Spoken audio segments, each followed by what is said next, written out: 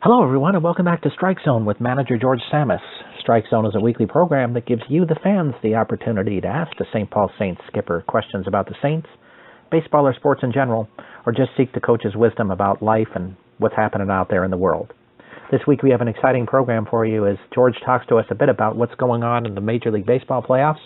He gives us his insights into what's going on in the NFL, and he gives us a little information about what's happening with his team as the offseason continues to progress. So let's get right to Strike Zone. So we want to welcome back Manager George Tsamis this week. George, let's first of all begin with some team updates if you have any for us. There's nothing going on right now. It's a slow time. We're hoping in November we'll start announcing some player signings. But again, it's just a slow time right now, and hopefully in November we'll get you some. Well, we have a whole lot of fan questions for you this week, primarily centered around the baseball playoffs, so we'll start there. Craig from St. Paul asks, what did you think about the play in Game 5 of the Toronto-Texas series? How is Shu not interfering with the throwback from the catcher? It seems that he is asking to get beamed next year. You know what? I honestly, from seeing the play, and I saw it when it happened, and I don't think anybody knew what was going on. And I think it was just a fluky play. I don't think it was intentional on his end in any way. I think he was just in between pitches, and he was, I don't know, adjusting himself, getting his arm up, and he was not out of the box. I just think it was a fluky play, and it's, Russell Martin, he's thrown the ball back to the pitcher a million times, and it just happened to be, his arm just happened to be up, and it was, couldn't believe it. I think that's one that we've never seen before, and, but you know what? Now, if he was out of the box, though, if his arm was out of the box over the plate, then I agree that it's interference, and, but since he was in the box and it just seemed like a normal, he was just, I don't know, what can you say he was doing on that? He was just, I don't know, I just think it was a fluky play. Well, I'm kind of curious off of Craig's question is that I would assume that if something like that happened again with him, that some pitcher is going to take exception to that and decide to kind of go after him. Would you think that would be the case? Yeah, maybe so. But like I said, I don't see that happening again with him, especially. It was just a fluky thing. Now when a guy flips his bat on home runs, then I think guys get drilled on that, and that's a whole different thing. But again, it was just a fluky thing in my eyes. What did you think about that Batista bat flip then? You know what? It was it was an exciting game, and the back and forth and the big home runs, and it's funny how an inning earlier when Encarnacion hit the home run, the inning before, he almost did the same thing. He didn't flip his bat as much, but when a guy hits a big home run, I can see it. But if it happened in a regular season game where a guy does that and stands there and stares at the pitcher and then flips his bat, but people don't like that very much, and a lot of people didn't like what Batista did, but Encarnacion, if people watched the inning before, he almost did the same thing, and when they both hit it, the first reaction was they stared at the pitcher, and then they watched it and stood there, but I guess that's the way baseball works, because a lot of players in baseball do that, and I guess it just depends who you are. I mean, Big Papi does it all the time, doesn't he? And, true. Some guys get tired of it, but that's baseball, and I guess a big home run like that, you should be allowed to enjoy it. And Batista killed that ball in a big spot, and he enjoyed it. And sometimes it's just in the heat of the moment. I'm curious if I don't know if you saw this story or not, but USA Today ran a story like 3 weeks ago where they were examining all of the bench clearing brawls that have occurred like over the last 5 or 10 seasons or something, and they discovered that 83% of the time it was between players of different races. Okay, and their conjecture out of that was that because of a lot of the Hispanic players learning in the Caribbean and South America, that you do flip your bat, you do get kind of animated about things, and American-born players take offense to that kind of thing. And so this was kind of the tension that was growing between the two groups, I guess, if you want to call it. I don't know if you saw that or what your take would be on that, but I found that kind of interesting. Yeah, I didn't see that, and I'm not really sure. And I've been watching this game for a long time, and standing in the dugout watching it, and I've seen a lot of guys, stand there and watch it and admire it, and it's just the way it is. It's each player's personal preference, and a lot of guys don't like it when players do it. But with the race, I'm not so sure about that. Because again, I've seen a lot of people do it, and I've seen a lot of people hit home runs and do it the right way, hit it and run. So it's I don't know. It's definitely something in the game though that makes a lot of people mad when a guy hits a home run and stands there and watches it, and because if a guy strikes you out and he's on the mound staring you down and saying something or doing whatever he does, then the hitters get mad at him. So it works both ways. Very true. Greg from Minneapolis asked, do you think Arrieta losing Game 2 doomed the Chicago Cubs? No, I don't think so. They're going back home now, and obviously they're down 2-0. But the Mets have been playing good. They've got some quality pitching in the 2 starts and a couple big hits by Mr. Murphy. And how about the way he's been pretty clutch? And this is a guy that's just been a decent player, a decent hitter in the league. And how about the week he's having, or the 10 days he's having with all these home runs he's hitting? Absolutely. No, the series is not over yet. They're going back home, and the Cubs are good, and they can get right back in it with a big win in the first game back. Kim from St. Paul asks, she saw during the Kansas City series that they were talking about one of the players had the longest average home run in the league. Don't you agree that there are just too many stats these days? Yeah, I'm with you on that. There's a lot of things that I see it's like, that doesn't really interest me. I'm for, I know we've talked about it over the year too. First of all, I do agree with that. There's too many stats. Give me a guy with a batting average with hit with runners in scoring position, hit with runners on base. A pitcher having less than 3 walks per 9 innings, and less than a hit per inning, and give me some of the basic ones. That's what I'm for. And a hitter, with extra base hits, doubles, and RBIs. It's just a lot of that other stuff is. I agree with her. It's too much. Andy from Woodbury would like to know, the Kansas City Royals look pretty tough. Do you think they are the favorites to win it all now? It's I don't know who the favorite is, because that game was 3-0 in the 7th, I believe, and then a misplayed pop-up changed that whole inning, and if the guy makes the play on the pop-up, that game could be different, but you got to give the Royals credit, because even when there was a tie game and there were 2 outs and 2 strikes and Price throwing really well, and they kept getting clutch hit after clutch hit, and that's what I'm talking about. That's a stat I like, with guys hitting runners on base, and they got some big hits, and but the Royals look good so far. But I don't know if there's a favorite. There's all 4 teams are good, so we'll see who gets hot and who finishes it. A person identifying himself as Nats fan would like to know if you think Matt Williams being fired was fair. Did he win Manager of the Year? Was it last year? Did he win a Manager of the Year? I'm not really sure. I thought I heard that somewhere. I think both years they underachieved under him, didn't they? Yeah, I'm not sure. For some reason, I thought so, but I could be wrong on it. People just don't really know what goes on in clubhouses, and and they had the team too. That they had the players and they had the pitching, and it just things just didn't work out, and it seemed like it all went downhill right when that Papelbon trade went through. It seemed like after that is when things changed there, and they went downhill, and the Mets got hot and turned it on, and so is it fair? I don't know. I wasn't there, and I really didn't follow the situation too closely, but obviously there were some problems there at the end. So, and it was a pretty big collapse. So it's tough. It's a tough thing. It's interesting that a closer would change the chemistry of that team so much. I never really understood that. Yeah.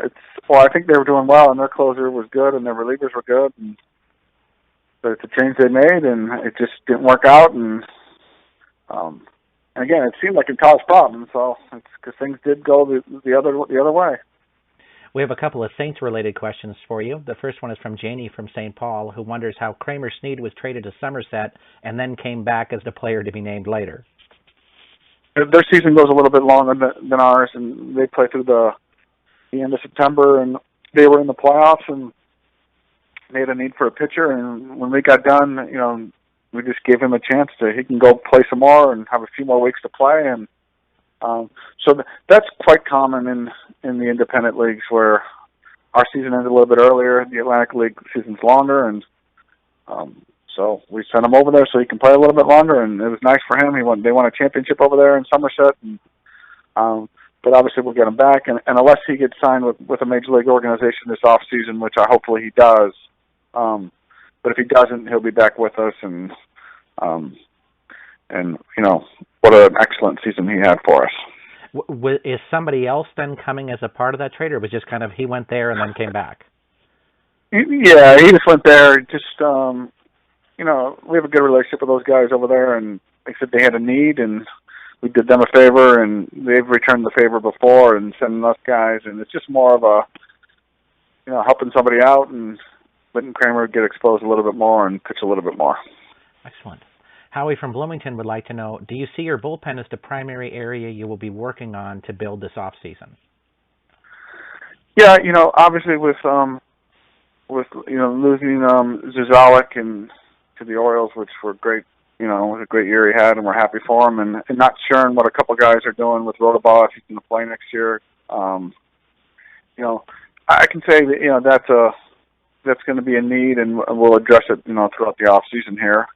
But throughout the off, it's a long off season, and at this point, we're not really sure which guys are going to be coming back, and we could be looking for 2 position players, or we could be looking for 8 position players. So, you just don't know at this time what the major need is. But the bullpen, we will have to bring in some new guys.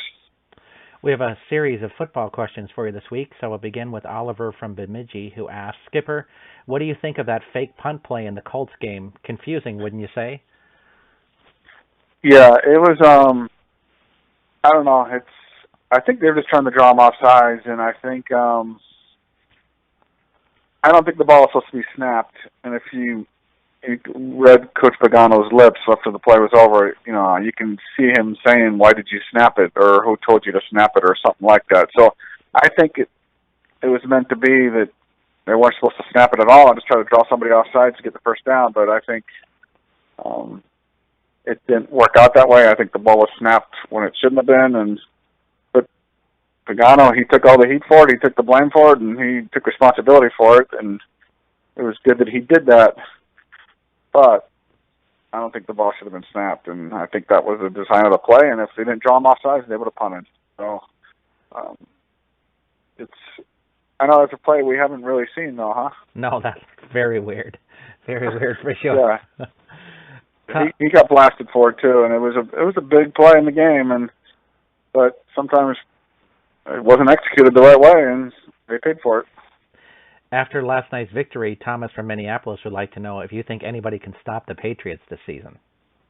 I know they look pretty good. I know that they're something. As of right now, no, but there's some other teams that are undefeated that look real good too. So this game changes so fast. You can look great 1 week, 1 month, and then like we were talking about the Nationals before, how great they looked the first few months, and then all of a sudden they weren't so great anymore. So in this game, you just never know, and one major injury could change things. Absolutely. A person who identifies himself as Bleeding Purple would like to know if you think the Vikings have any chance of catching the Packers. Absolutely. It's they look good, and the defense is playing good, and again, it's a long season, so yeah, I think so, and they just need to keep doing, keep playing the way they've been playing, and again, I know they got off to the slow start, but they play the Packers twice. The Packers going to Denver in a couple of weeks, so you just don't know. It's a long season. Anything can happen, and Packers look great though. But even that game came down to the end though. One play at the end though, and then the Chargers could have tied it, or even taken the lead. So you just don't know, and I hope the Vikings can stay with them. It makes it more exciting for all of us. For sure. Barry from St. Paul asks of you, who in the NFL really surprises you so far this season? There's a few undefeated teams, and obviously what Carolina did yesterday, coming back to beat Seattle, and I guess that's a surprise because I thought that game was over. They were down by 10 with 4 minutes left, and they came back and pulled it out, and the Bengals as well too. They're undefeated, and they've won some tough games and some big wins too. So those two teams have been, I guess, the most surprising so far. Like I said, the Patriots and maybe the Packers were not really surprised because they're so good. I would think kind of on the converse side of that, since you brought up Carolina, boy, Seattle's really been a surprise with how poorly they played. Yeah, the defense too. They just marched right down the field on them, and you'd think that Greg Olsen to be the guy that you would cover, and he was wide open a couple of times. So he was very surprised to have that defense just let them march down the field and leave Greg Olsen, maybe one of the best tight ends in the league, wide open, nobody even around him, more than one time. Pretty shocking. Jim from Buffalo would like to know, what do you think is going on with Peyton Manning this season? He looks pretty rough. Yeah, but you know what? I know he's made some bad tosses, some interceptions, but they are undefeated. The defense is playing good, and maybe he's getting up there, but it's not like they're 2-4. They're undefeated. They're, he's going to get better, and he's made some mistakes, but it hasn't hurt them, and I guess the arm strength is going away a little bit for him, but he is getting up there, and I don't know. If he can just cut down on his mistakes, if they can run the ball a little better, they'll be fine, and they'll be right there in the end. Malcolm from Jersey City would like to know how your fantasy football team is doing so far. It's a lousy start so far. So, but again, it's a long season, and we'll just keep plugging away at it and see what happens. Jenny from St. Paul asks, you mentioned that your daughter is playing softball in college. How is your team doing, and do you give her lots of tips? I got to see her play in the fall. They had a fall ball game a few weeks ago, so I got to go up to Boston and see her play. And but now the fall ball season's over, and it's good because it's getting pretty cold here, and they don't start up again until February. And it'd be nice. I get to see her play some, and the tips, pitching, no, not really. She's a pitching instructor over the years. It helps her, and it's probably better off that with the softball, that's not, the softball pitching tips, that's probably not, it's better that she has a professional doing that. So, because obviously I've never really played softball over the years, and it's a totally different game than, pitching in baseball and pitching in softball, totally different, and it's amazing how they do it, and so looking forward to see her play in February. Is she also a lefty? No, she's righty. Oh, okay. Righty. Too bad she's not lefty, though. I always like the lefty. Absolutely. Mike and Andrea from St. Paul would like to know, why is it so bad to throw curveballs at such a young age? They hear this a lot. They're just young and they're not fully developed yet, and what's the point? So you can, at 10 years old, so you can throw a curveball and maybe strike out a few more guys at that age. What's the point of that? It's just, if you want to play the game for a long time, just develop, get stronger, try to stay healthy, and build that arm strength. And again, because if your goal is to play in high school and college and maybe professionally one day, it's what's the point of throwing curveballs at that age? Again, so you can get a few more outs. It's just, I don't think it's the right thing to do. And you know what? Here's an idea: get your arm stronger, and how about throw fastballs and changeups, and be more concerned about hitting your spots with your fastballs. Throw them on the outside corner, throw them on the inside corner. Work on not leaving it over the middle of the plate. That's the way you can get more outs. And maybe you don't have to really throw it right over the plate. You've seen these games on TV. There's times those umpires give those pitchers a little bit off the plate too. So let's throw fastballs a few inches off the plate and hit the glove, and and get the strikeouts that way, instead of worried about throwing all those curveballs and sliders and ruining your arm at such a young age. The curveball actually puts a lot of undue stress on the tendons in your elbow. Is that the deal with it, or? Yeah, absolutely, yes. And again, they're younger and they're not fully developed yet, so you want to develop the right way and just get stronger and a good way to get stronger is just play catch, play long toss, play a lot of it, and build that arm strength, and throw strikes that way, and maybe learn to throw a two-seam fastball where you have a little more movement on it. And again, the older you get, the more you learn, and it's just not necessary at the young age to be throwing those curveballs. Our last question for this week is that Helen from Egan would like to know, do you have a favorite moment as a player in your career? Well, obviously, getting to the big leagues, it was an exciting time because people don't realize how tough it is. You can be in Little League, you can be the best player on your Little League team and get to high school and have a good career there and get to college, but getting to the big leagues is it's such a tough thing, and I had the 1 year there. I was lucky to have the one year there, and it's getting the one. I had one win in the big leagues, so I guess there weren't too many great moments in the big leagues for me. But I guess getting that one win in the big leagues was the best moment. But to be able to play in the old Yankee Stadium and Fenway Park and a lot of these other beautiful stadiums, it's just nice to get the opportunity, and I enjoyed it and just wish I would have lasted a little bit longer. Hey, one win is one more than 99.99% of the rest of the country, so that's a pretty remarkable feat in itself. So it's a tough thing.